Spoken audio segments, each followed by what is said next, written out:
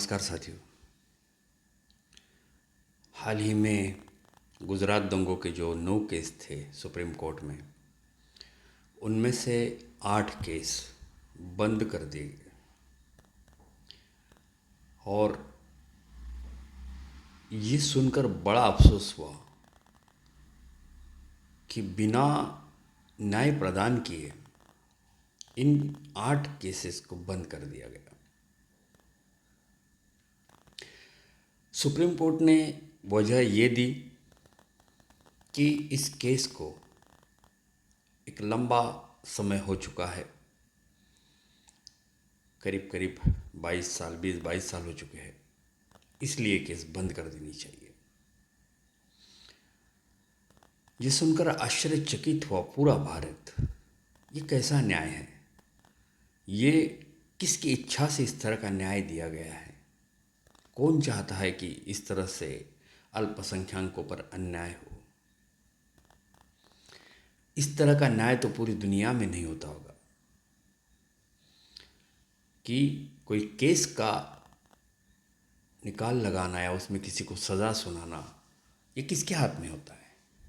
एक बार किसी ने याचिका दायर कर दी तो उसके बाद वो किस स्पीड से चलनी चाहिए, कौन सी तारीख होनी चाहिए, किस तरह के उसमें आदेश होने चाहिए, इसको कौन तय करता है? न्याय व्यवस्था। अगर न्याय व्यवस्था ने ही उसको डिले किया, न्याय वो व्यवस्था ने उसको तारीख पे तारीख दी, तो इसके लिए तो न्याय व्यवस्था ही जिम्मेदार है। अब उसके बावजूद इस केस को एक लंबा समय लग गया, इसलिए इसको खारिज कर देना चाहिए, कर दिया। ये न्याय व्यवस्था का अपमान है। अगर हम न्याय व्यवस्था के खिलाफ कुछ बोलते हैं तो उसकी अवमानना हो जाती है, लेकिन अगर कोई जज इस तरह से न्याय व्यवस्था की अवमानना करे तो उनके लिए सज़ा कौन सुनवाएगा? कौन उनकी सज़ा की मांग करेगी कि आपने ही न्याय व्यवस्था का अपमान किया है? इस केस के बाद हम यूँ कह सकते हैं कि अल्पसंख्यकों को इस देश में न्याय मिलना अब संभव नहीं है। एटलीस्ट वजह तो ऐसी बताई होती, केस बंद करने के लिए कुछ अच्छे से सबूत तो दिए होते, कुछ अच्छी सी वजह तो बताई होती।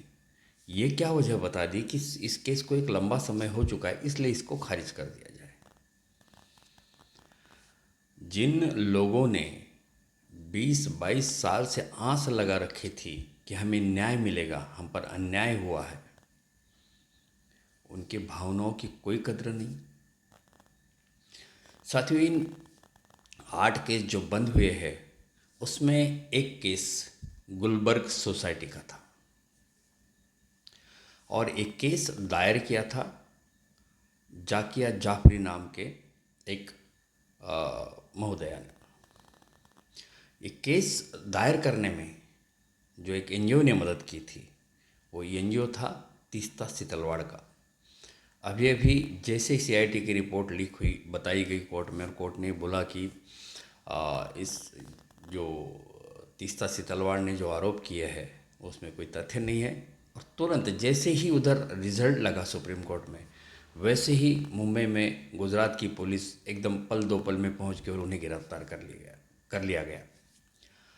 तो इसके पीछे कौन लोग हैं, आप समझ सकते हो। इस तरह का जो अहंकार था, ये किसे खुशी मिली होगी तीस्ता सितलवाड़ को अरेस्ट करवा कर?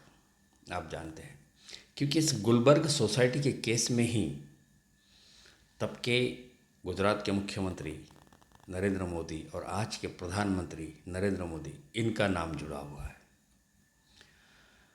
संजय भट्ट जो आज जेल में हैं, वो इसी मामले में है कि उन्होंने कहा था कि सरकार का भी इसमें हिस्सा है। खैर साथियों, इसमें गुलबर्ग सोसाइटी में जो भीड़ थी, उन्होंने 35 लोगों को तो ऐसे जिंदा जला दिया था। टोटली इसमें 69 लोगों की मौत हुई थी गुलबर्ग सोसाइटी में। कहा जाता है कि ये प्रतिक्रिया थी। किस बात की? गोधरा हत्याकांड की। गोधरा में जो कार सेवक 59 कार सेवक जो S6 नंबर के बोगी में जल गए, उससे उनकी मौत हो गई। अब इस घटना की ये प्रतिक्रिया थी, क्योंकि गोधरा में जो हुआ, कार सेवक जो डिब्बे में जल गए, उनकी मौत हो गई। उनके शव गुजरात में लाकर डाले गए और उन पर से लोगों की भावनाओं को भड़काया गया। हालांकि इस श्रृंखला का पूरा इतिहास हम देखेंगे तो बाबरी मस्जिद क्यों गिराई गई, उसमें सत्ता की राजनीतिक भूख थी, राजनीतिक महत्वाकांक्षा थी, उसके लिए बाबरी मस्जिद गिराई गई। बाबरी मस्जिद के लिंक में गोधरा हत्याकांड हुआ। गोधरा का लिंक जो है गुजरात दंगों के साथ है, और फिर वो चलते हुए मुंबई तक पहुंच गई। मुंबई में 93 के बम ब्लास्ट हुए, उसके बाद मुंबई के दंगे हुए, हज़ारों लोग मरे। सरकारी आंकड़े तो बहुत कम है, हज़ारों लोग मरे।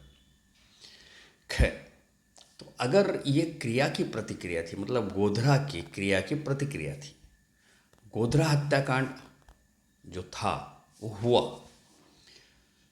वो आग टेक्निकल वजह से लगी, अंदर के किसी पैसेंजर के गलती की वजह से लगी, या बाहर से लगी, या लगवाई गई, यह अभी तक साबित नहीं हुआ है।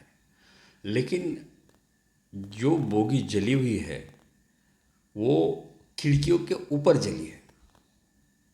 इसका मतलब आग अंदर लगी, आग की लपटें खिड़की से बाहर आ गई और फिर ऊपरी हिस्सा जला, ना कि नीचे का। अगर बाहर से पेट्रोल पंप दागे गए होते तो बोगी नीचे से भी जलती, तो आग अंदर से ही लगी है। तो खैर, जो कार सेवक उसमें मरे, उसमें सभी के सभी कार सेवक नहीं थे। बहुत सी लेडीज़ थी और कुछ बच्चे भी थे जो कार सेवक नहीं थे। अगर किसी को मारना ही होता, या इस गोधरा कांड में 2000 मुस्लिम लोग आए थे और उन्होंने हमला किया, इस तरह की कुछ अफवाहें कथित रूप से बताई गई, 2000 लोगों को मारना ही होता तो कार सेवक को खींच खींच के बाहर खींच के मारते, या और कुछ तरीके से मारते। इस तरह से एक बोगी के अंदर जो लोग जले, शायद उसमें बाहर वाले लोगों का कोई संबंध था ही नहीं। खैर, अगर ये उसकी प्रतिक्रिया थी तो कितना जायज़ था। ये गुलबर्ग सोसाइटी की जो घटना है वो मानवता के लिए कलंक है, क्योंकि चलो किसी ने, जिसने भी ये बोगी को आग लगाई या लग गई, लेकिन गुलबर्ग सोसाइटी में रहने वाले लोग इसके लिए दोषी थे? बिल्कुल नहीं थे। इन्हें तो पता ही नहीं था। इन्हें तो ये भी पता नहीं था कि आज शाम को या आज हमारी मौत होने वाली, ये भी पता नहीं था, क्योंकि उन्होंने कोई गुनाह ही नहीं किया था। जो अपने घरों में बैठे थे, छोटे थे, बड़े थे, बूढ़े थे, तो उन्हें पता तक नहीं है। जो गुनाह हुआ है, जो गोधरा में घटना हुई है, उससे इनका कोई संबंध ही नहीं है। ऐसे लोगों को सज़ा दी गई। ये कौन सा धर्म सिखाता है? ये कौन सा धर्म है? मानवता तो ऐसे नहीं सिखा सकती। तो सिर्फ किसी की राजनीतिक महत्वाकांक्षा को पूरा करने के लिए ये सारे जो कांड है ये हुए, और इसमें जो बलि दी गई या बलि चढ़े वो निर्दोष लोग थे, जिनका कोई संबंध नहीं था। जिन्होंने ये सारा षड्यंत्र रचा, जिन्होंने ये सारा करवाया, वो सारे के सारे न्याय व्यवस्था से छूट गए, क्लीन चिट मिल गई उनको। राजनीतिक महत्वाकांक्षा कितनी पूरी हुई ये हम सब ने देखा है, लेकिन आज भी उसी फॉर्मूले को अपनाया जाता है, उसी तरीके से हिंदू मुस्लिम मंदिर मस्जिद करके लोगों को उकसाया जाता है और अपनी राजनीतिक महत्वाकांक्षा को, भूख को पूरा करने की कोशिश होती है। इस घटना के बाद मैं यूँ कहूँगा कि ऐसे कई घटनाएं हो रही है। अगर कोई गुनहगार है या नहीं भी है, लेकिन फिर भी सरकार के खिलाफ कुछ बोलता है, अन्याय के खिलाफ आवाज़ उठाता है, और अगर वो मुसलमान है तो फिर उसकी जगह जेल ही है। कई नाम आप देख सकते हैं जो आज के तारीख में जेल में हैं, उनके गुनाह क्या है उन्हें भी पता नहीं है। तो इस तरह की घटनाएं जब होती है, मेरा तो न्याय व्यवस्था से विश्वास ही उठ गया। क्यों हम इस कोर्ट में जाए, 10-20 साल इंतज़ार करें, वकीलों की फीस दे, रात दिन दिमाग में वही चीज़ रखे, और आखिर जाके फ़ायदा क्या? केस को बहुत लंबा समय हो गया, इसलिए इस केस को खारिज कर दिया जाता है। इस तरह का न्याय पूरी दुनिया को आश्चर्यचकित कर रहा है। बस अब हम लोग ये कह सकते हैं कि न्याय व्यवस्था सरकार के इशारों पर चल रही है, और सरकार में बैठे हुए जो लोग हैं, ये लोग सारे भारत को न्याय नहीं दे सकते, सुरक्षा नहीं दे सकते। इन्हें आपसी मतभेद पैदा करना है, इनमें जाति और धर्मों में भेदाभेद करना है, और देश की अखंडता, भाईचारा टूटता है तो टूटे, इन्हें उससे कोई मतलब नहीं है। इन्हें अपनी सत्ता से और कुर्सी से मतलब है। अल्पसंख्यकों को न्याय व्यवस्था में जाने के लिए अभी 100 बार सोचना पड़ेगा कि हमें न्याय मिलेगा कि नहीं मिलेगा। इस तरह के हालात इन लोगों ने इस देश में पैदा किए। हम भी कुछ इसके लिए जिम्मेदार है, या हमारे कुछ भाई भी इसके लिए जिम्मेदार है, क्योंकि हम आज भी जाति और धर्म के बाहर आने के लिए तैयार नहीं हैं। हम अपने आप को भारतीय मानने के लिए तैयार नहीं हैं। हम मानवता को स्वीकारने के लिए तैयार नहीं हैं। और ये हालात है, इसीलिए लोग हमारे इस कमज़ोरी का फ़ायदा उठाते हैं। अभी भी वक्त है, हमको समझना पड़ेगा। हिंदू, मुस्लिम, सिख, ईसाई सबको एक साथ आना पड़ेगा। एक हम सब भारतीय है, ये हमको समझना पड़ेगा।